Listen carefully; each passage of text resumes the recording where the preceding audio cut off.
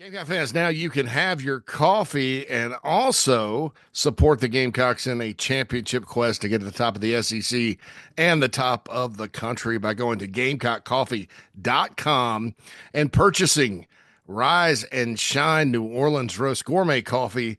All of your purchases go to benefit Garnet Trust and put NIL dollars in the coffer of the Gamecocks official NIL collective. Check it out today and support the Gamecocks NIL. Good morning, Gamecock fans. JC Shurburtt here with you with coffee. Today is Wednesday, April 23rd, the year of our Lord 2025. Certainly happy that you decided to join me this morning for a little coffee, a little Gamecock talk.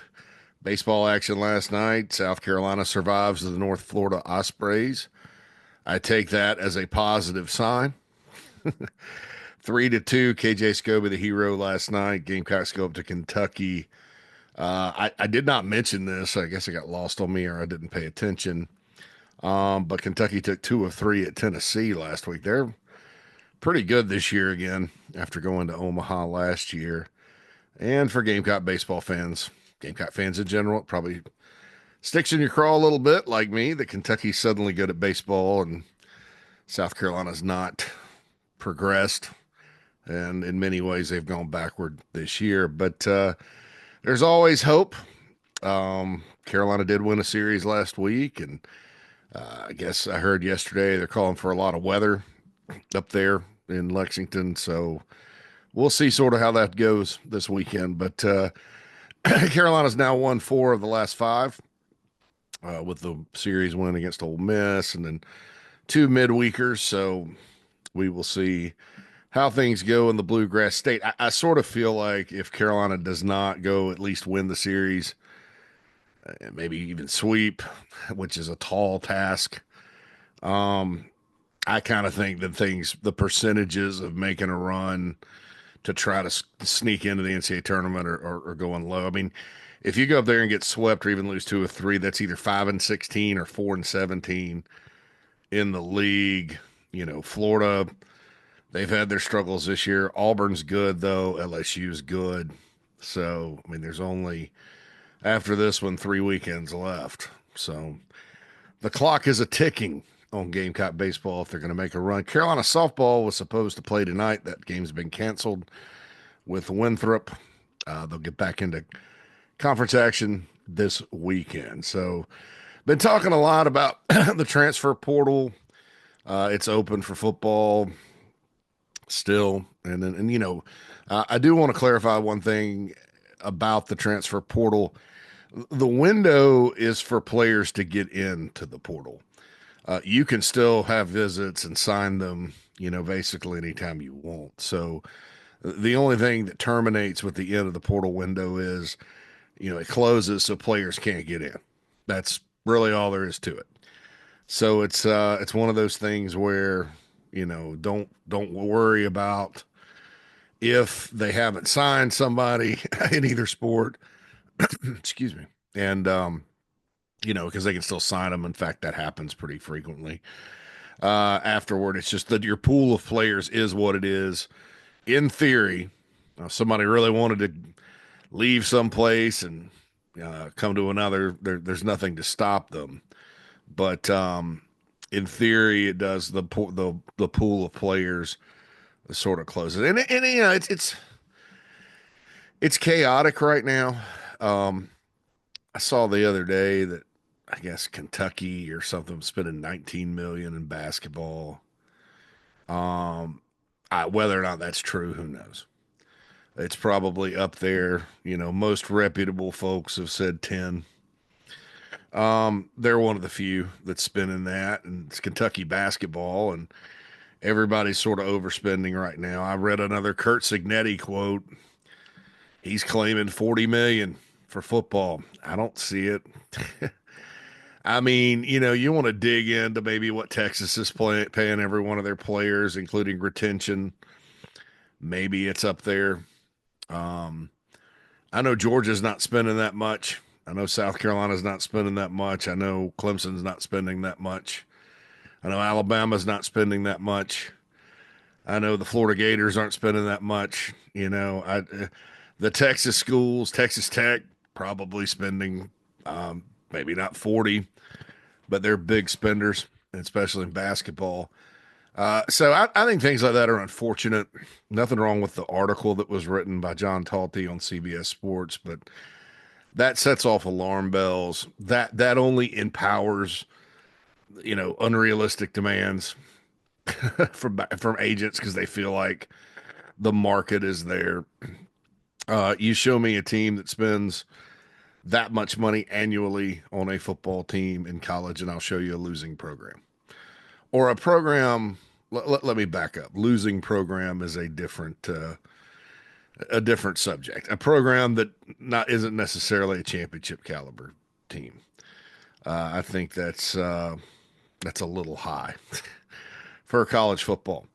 And if we do go to revenue share, if this settlement gets approved and survives the endless amount of litigation it certainly is destined to face, then you're not going to spend that much at all. And not to get off track here, and I've been pretty adamant about this, and I talked about it yesterday on the show. I think that we've kind of jumped the shark a little bit with some of this stupid money out there. I mean, they're pro players that don't make that much. This is not professional sports.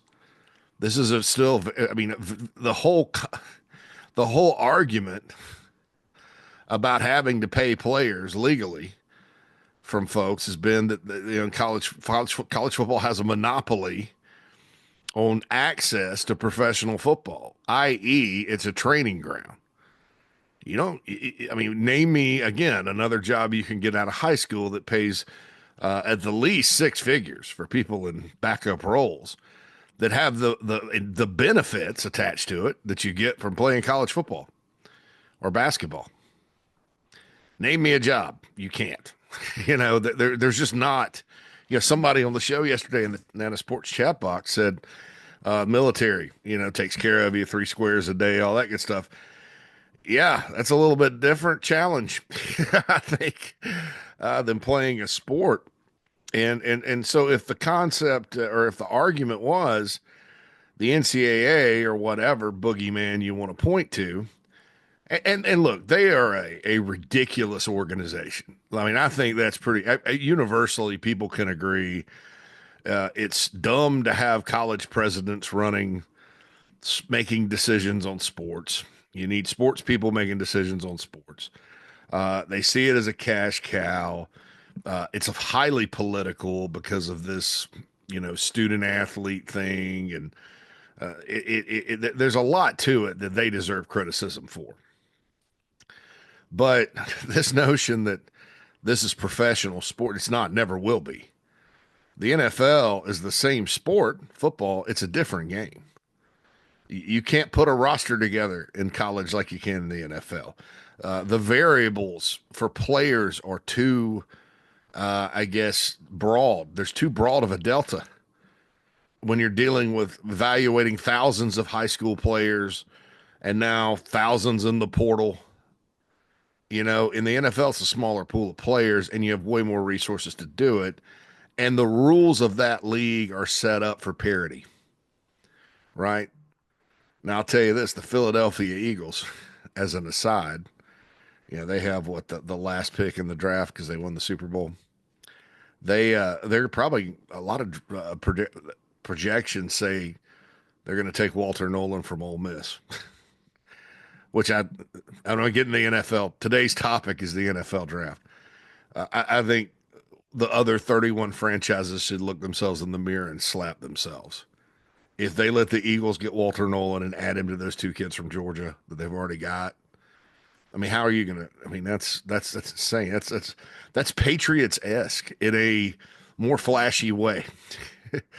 So, it's not always that the parity works because there are good franchises and bad franchises, and bad franchises make mistakes.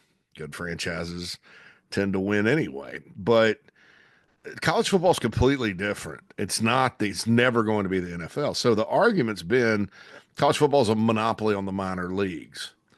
Okay, so you're admitting it's a training ground, right? It's a preparation for job. I mean, do Do law students get paid like they would when they become lawyers in law school? The doctors certainly don't. There's stories from here to China about doctors' debt that they have to go into to pay for medical school. And so if we're talking about it in those terms, I think the house settlement is a tremendous deal. There's nobody else in all of higher education that has that kind of deal, right? And people are, but the coaches. Let me just tell everybody that say, but the coaches, right? Because they always talk about it when a player leaves. Well, the coaches can leave. Well, the coaches factually have buyouts and contracts. They exist in the real world, you know. I'm not saying that, that there's not a situation where the school that's doing the hiring doesn't pay the buyout and the coach kind of financially's set. I'm not saying that coaches' salaries aren't out of control, because before all this, that's what the deal was. They just got higher. They kept escalating. Ask Jimbo Fisher in Texas A&M. Because the decision makers, as Josh Pate says, for college football don't know college football that well. I mean, they just don't. They don't get it. It's all about big spending for a coach, and then one week it's about this, and one week it's about that, and that's why you see the chaos that you do right now, while the Wild West is sort of coming to an end, hopefully.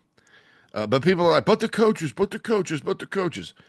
Let me just tell you that most coaches start off as graduate assistants somewhere, making nothing, doing every kind of menial job possible.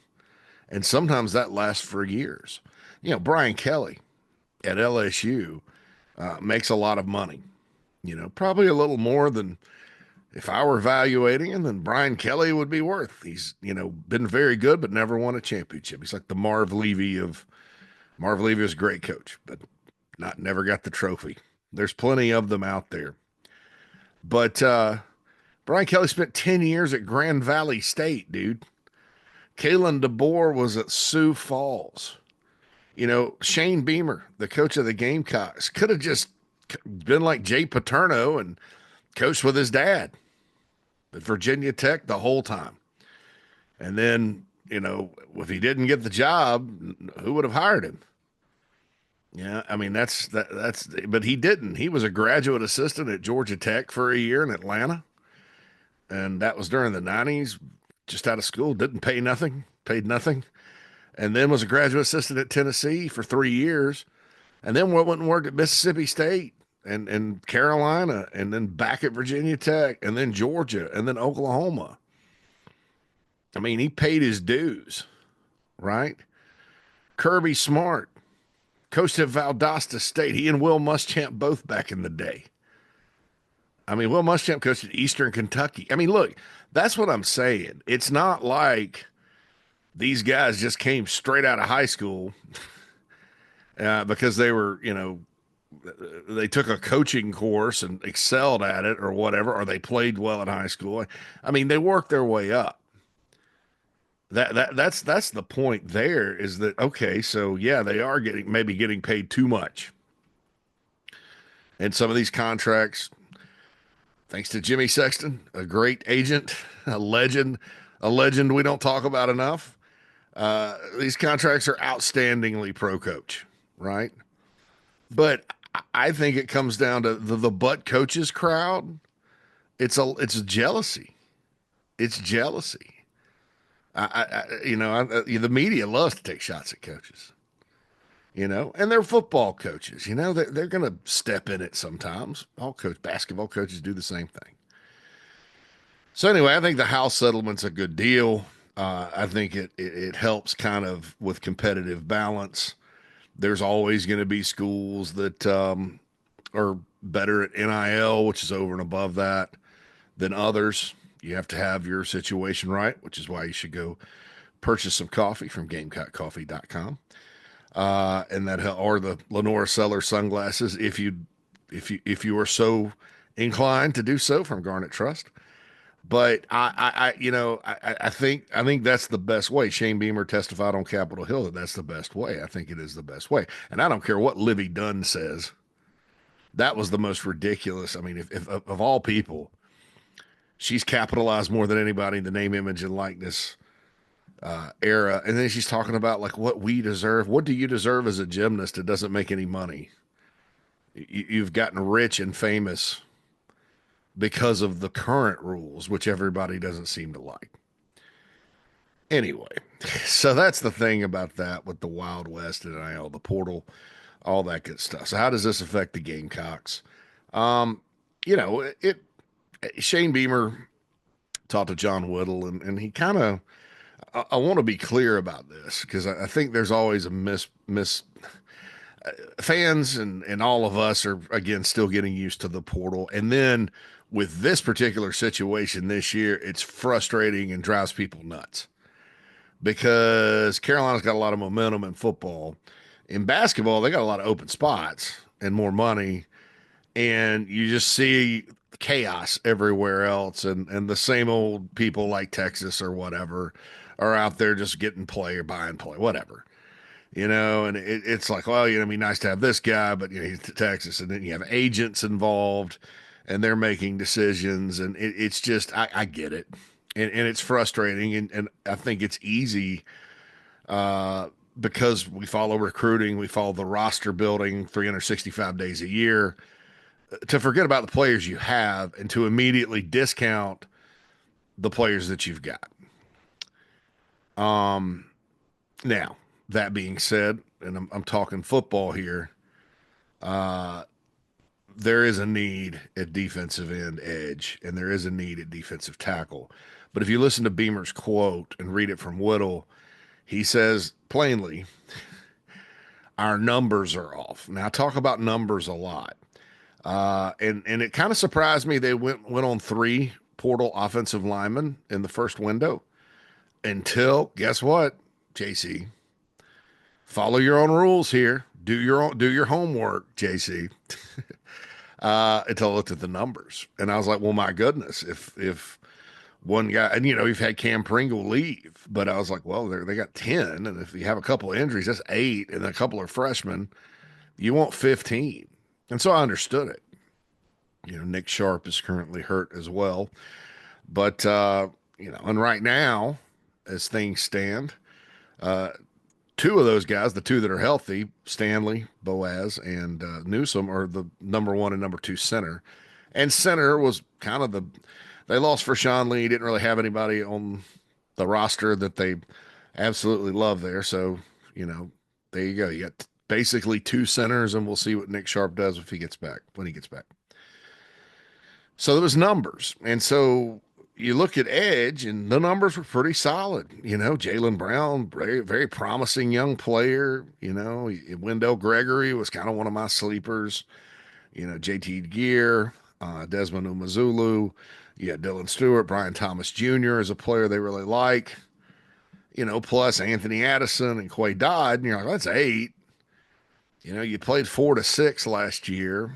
I mean, are you really going to miss the 5 snaps Gilbert Edmond gave you? Can somebody, can JT not do that? I mean, it's just one of those things. But there's also the notion that who's going to take Kyle Kennard's spot. And I think the idea was Jalen Brown would probably be the guy, and he's 270 pounds, and he can set the edge and play the run, and he's fast. And then, as Sterling Lucas alluded to, you probably saw a little bit of like the Rabbits package come back with Brian Thomas Jr. coming off the edge on obviously passing downs when you can sub, and kind of making it work that way. And then Umazulu and Gear and all that. Well, Wendell Gregory goes to chase a bag at Oklahoma State, and that was about money. And look, you can't sit there and tell the kid not to, right? So congrats to his agency. Um, and he leaves, and he's kind of a depth piece and a guy that could ascend in his second year. Brown gets hurt; he's way up in the air. I can't close the door completely on him right now, but I'm not really putting him in any projections at this point, and it gets thin. Damon Clowney's in. Damon Clowney's kind of a role player his whole career. He would have to get significantly better to come in and start and give them a starting spot. So, are you gonna? The question you have to ask yourselves: Are you solid with Brian Thomas Jr. at edge? I can tell you the coaching staff is. Especially with the strides Umazulu's made. He had a good spring game and a good spring. He looks like he's coming on. Remember, he was a big recruiting win, but played inside a lot of his high school career. They knew he was going to take some time. And he played, 112 snaps last season. So he's playing. So maybe it's time. I mean, I always kind of thought in the future an Umazulu, Stewart, two guys at edge, that'd be pretty good. That'd be pretty good. So hopefully he does come on, but there's a need there. So Bo Atkinson from North Carolina, this name keeps coming up, and the good folks in the Nana Sports chat box will be happy for me to talk about this. Um, you know, Carolina had a Zoom call with him. He goes to Georgia. Georgia wanted him to commit while he was there. My understanding is that the money's not crazy in this situation. I'm not going to get into the amount, but you hear some just nut job level things from the media. And I'll tell you this right now, the media is talking to agents. All these folks they're talking to agents. If you look at on Max, they're just about every report is per his agency. They're talking to agents. So the agents are playing that game pretty well right now. But the real number for Bo is reasonable. I think it's worth it. I think Carolina would pay it. Just honestly, I don't know that with Georgia and their scheme. Keep in mind their scheme's unique. Damon Wilson left primarily for that reason. Going to Missouri, he needed more of a 4-3 traditional thing, and Kirby runs the old Saban system with stand-up jack linebackers, things like that. I mean, and it works for them with the way they recruit. They've always had a good defense at Georgia most of the time. So, he's not necessarily he's more of a specialty piece for them than I guess a starter, like a every down guy. And so Ohio State looks like it. And I'm still saying I think Ohio State's the team to beat.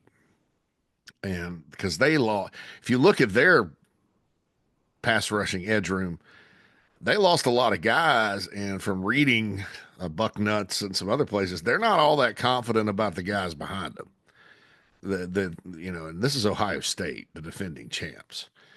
So there you go, Gamecock. Everybody kind of has these roster issues right now, thanks to the portal and everything else.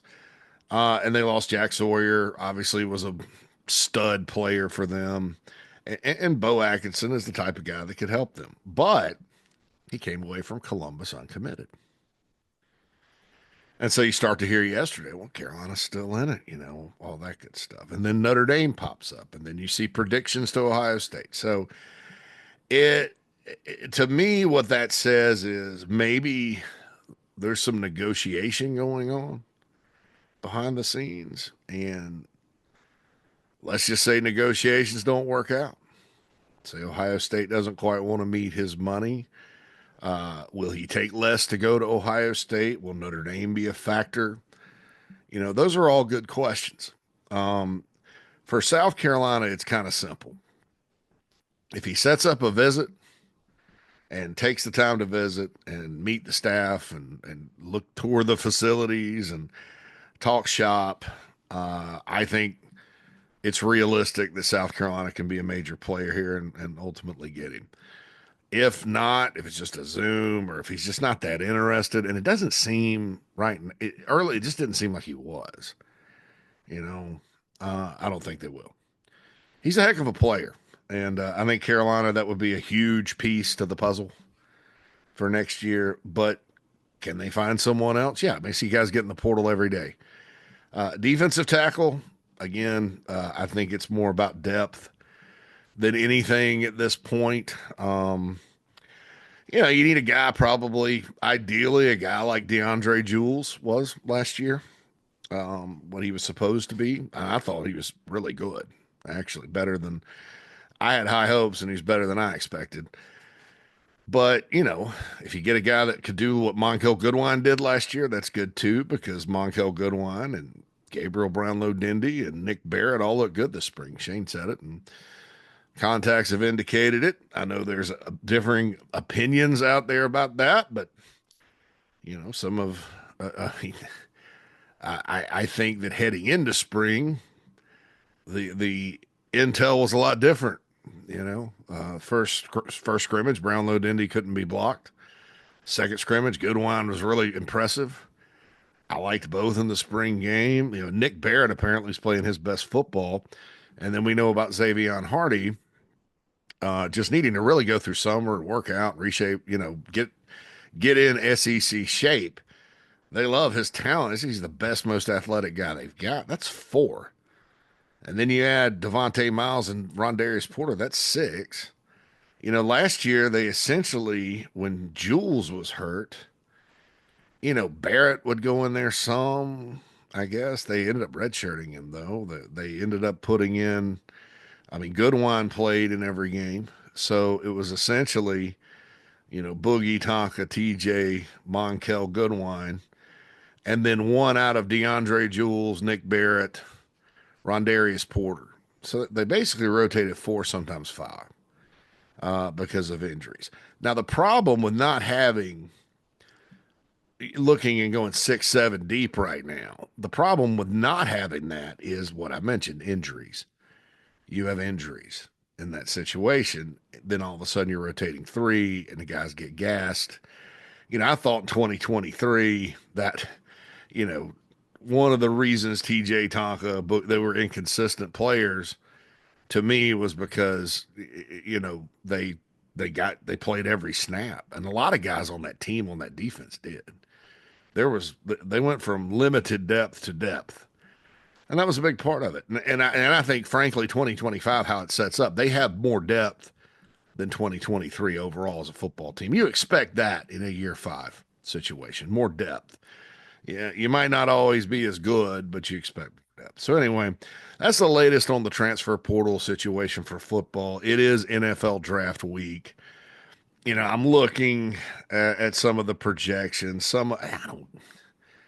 Maybe guys and gals, I just maybe I've succumbed to the South Carolina bubble a little bit. Maybe I need to go look at other differing opinions. I don't understand why Rocket Sanders is, they say it's a historic running back class, the generational, number one, and I'm going to talk about this on the show. I don't know how good is Ashton Genty. I like him. I love him. I think he's a good player. Is he top 10 at running back good?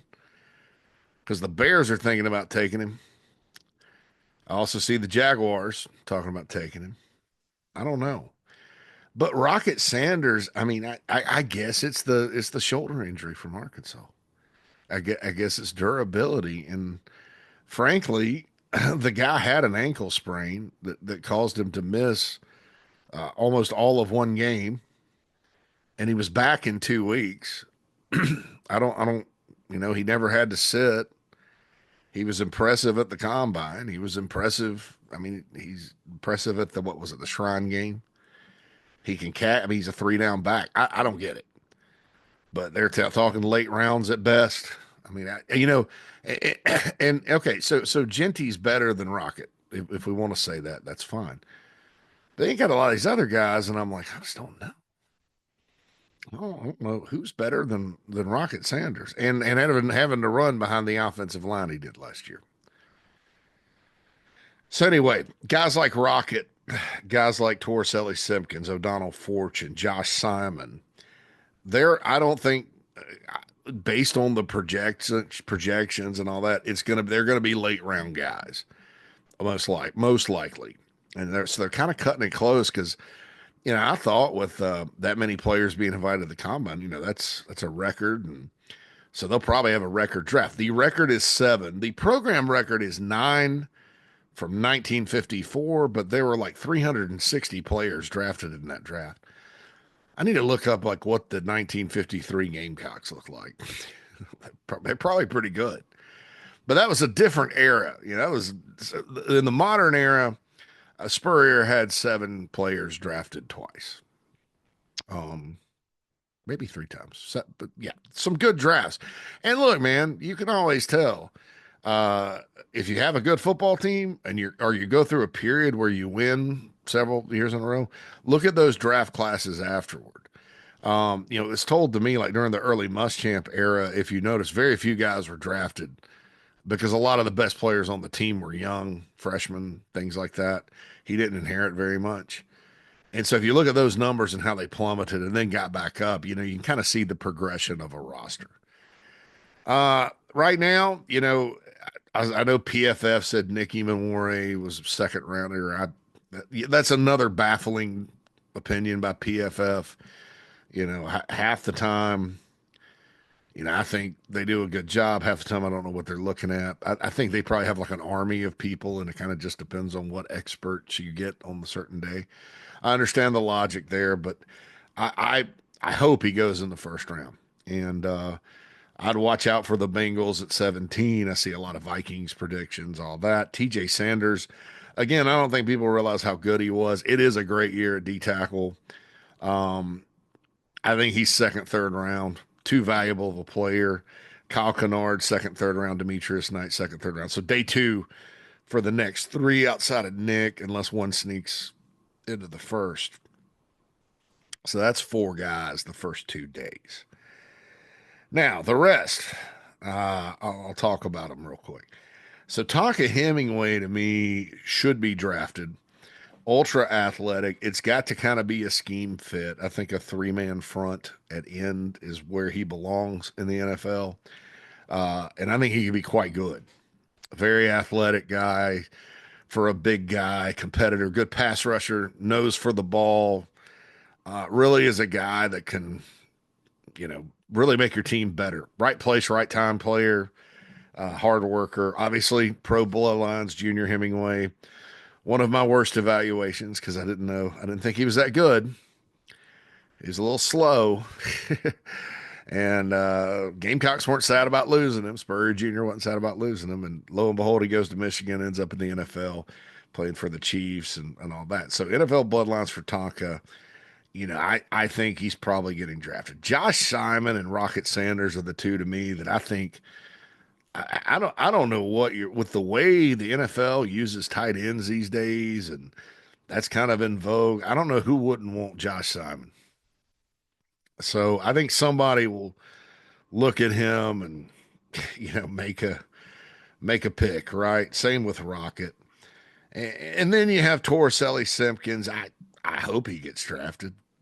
I don't know. I mean, Nick Gargiulo got drafted by the Broncos. All it takes is one franchise to like you. I think he's really good. I think he's how you draw him up. It wasn't his fault on the O line last year. O'Donnell Fortune, I think this is big because although Eamon Warren is a defensive back, if O'Donnell Fortune gets selected, that's another corner. I think he played well enough to. He's certainly on the radar. Can Kai Kroger get drafted? Can Bam Martin Scott in certain role? Bam Martin Scott's also one of those guys that fits in the 3-4 as a pass rushing linebacker. Can he get drafted? Those are all good questions for Sean Lee. Maybe Debo Williams. I don't know. But so that's 4, 6, 8. That's 10. Double digits would be great. That's a big statement. So why does this matter, JC? We're all worried about 2025 because Lenore Sellers is back and Dylan Stewart's back, and we the championship run and there's expectations. So why are you talking about this? For those reasons, because the reason Carolina is in a position that we're talking about this is because of recruiting. And as we found out with Georgia, filling a lot of needs with a lot of nice players. Don't sleep on them now. I've heard all spring Kirby's a little frustrated with some of these guys. Blah blah blah. They lost a running back. They got the running back from Illinois that rushed for 114 yards against the Gamecocks, McCray. They got a stud defensive end from Army of all places. That guy will come in and work and buy into the culture. They did really well in the first portal with receivers. I think Georgia's done a good job, and I think this will help them. But there's a reason why a lot of players want to go to Georgia, and the national championships are certainly a part of it. You know, Athens is certainly part of it. Kirby Smart's a great recruiter, certainly a part of it. But the biggest selling point for them is pointing to the draft. And you look at their drafts, I mean, it's unbelievable. It's like Alabama used to be. And that same selling point in Alabama because players want to, I don't care if it's portal, I don't care if it's high school, whatever. The right types of guys look at that more than they look at their NIL dollars. All right. Maybe you have a guy that's not confident about or doesn't want to go to the NFL. Good college player, loves football, but just doesn't have any interest in taking it. Well, then money probably plays a factor. But remember, these are still human beings, so it's never one thing. But this having a great draft, and I don't want everybody to be disappointed, like South Carolina lost a football game or something if they only have six drafted, because there's some Josh Simon and Rocket Sanders to me. If you don't draft those guys, you're just dumb. But it's the NFL, you know. If you look at the quarterbacks that they spend so much money on year to year, they make some dumb decisions, which is another reason why I don't think, you know, this notion that we need to hire a GM from the Panthers to come, I guess, run recruiting and personnel. Hopefully not. Those guys look a different thing. I mean, that's why the Belichick thing at North Carolina is fascinating. Um, it's either going to be a case study and evaluation at North Carolina, i.e., they have a lot of guys that were underrated that Chapel Bill and his staff said, I'll take them. And they end up in the NFL, and then all of a sudden it's like, if they offer somebody, you want to go watch the film again. Urban Meyer used to say that about Mark D'Antonio at Michigan State. He's like, whatever Mark offers somebody, I have them go watch the film again and reevaluate it. Smart. But either it's going to be like that or it's going to be a disaster. And we're going to be talking about how North Carolina won 7 games because Bill outcoached people, but he just doesn't have the talent. So we'll see.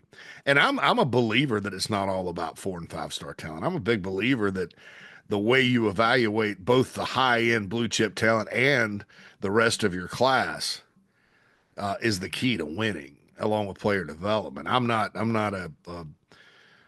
a blue chip ratio truther. Maybe I am a truther. I don't know, but I think it's nice. I hope Carolina has a higher blue chip ratio. I'm tired of hearing about it, so hopefully they get to that 50%. But with the portal and stuff these days, it's hard because it's still all based on high school rankings. So like D'Angelo Gibbs, who didn't play at all 2 years ago, counted more for that team than Mario Anderson, who rushed for 858 yards in the SEC as a D2 transfer behind a terrible offensive line. In what world does that make sense? Blue chip ratio. Anyway.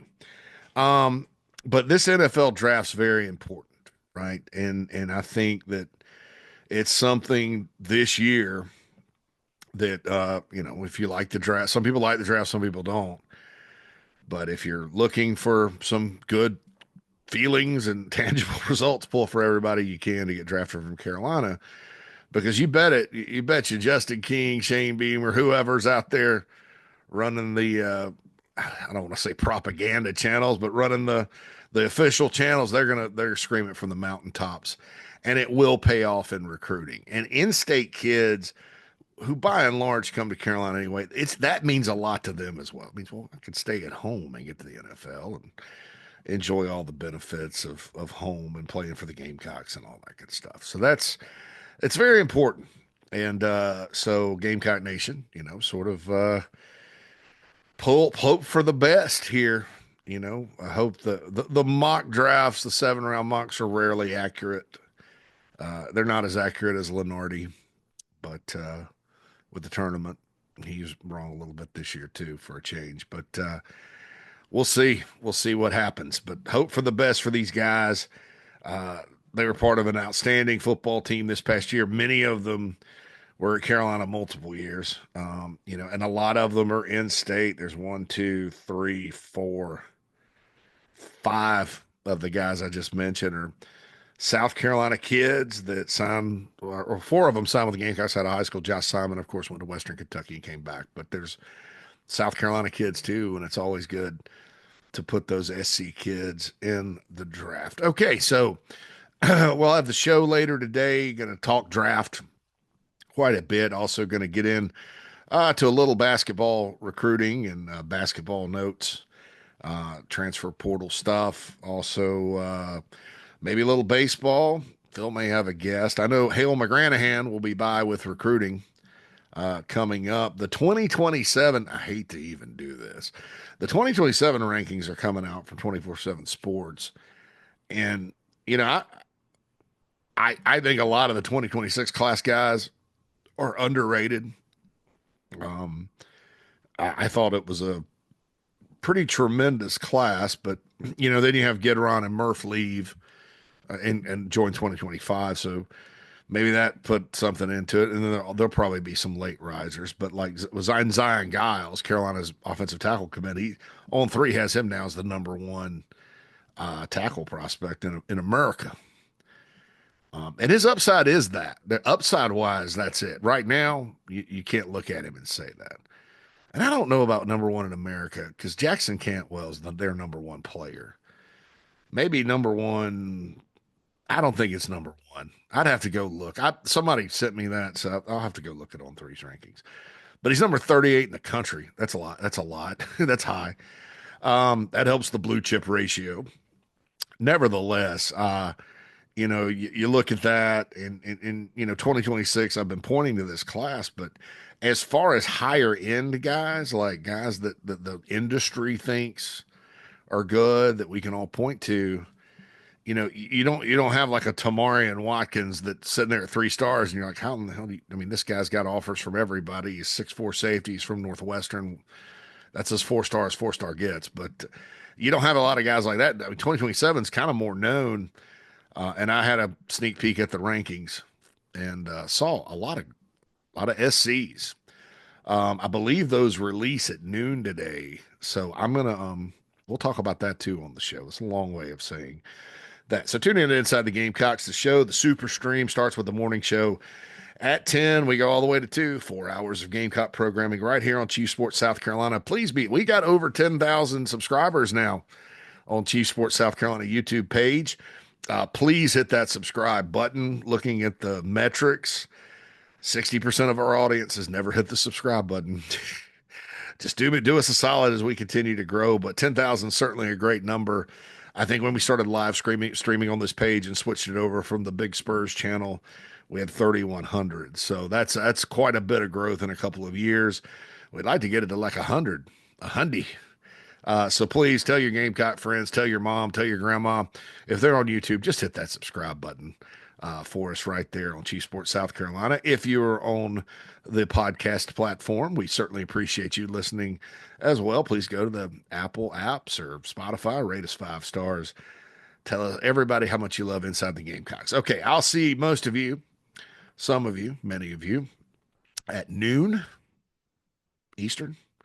I'll be on thebigspur.com between now and then, ranting and raving and talking. But anyway, certainly hope you guys enjoy your Wednesday. Don't forget softball's canceled tonight if you're in Columbia, and we're hoping to get out to the game. There is no game.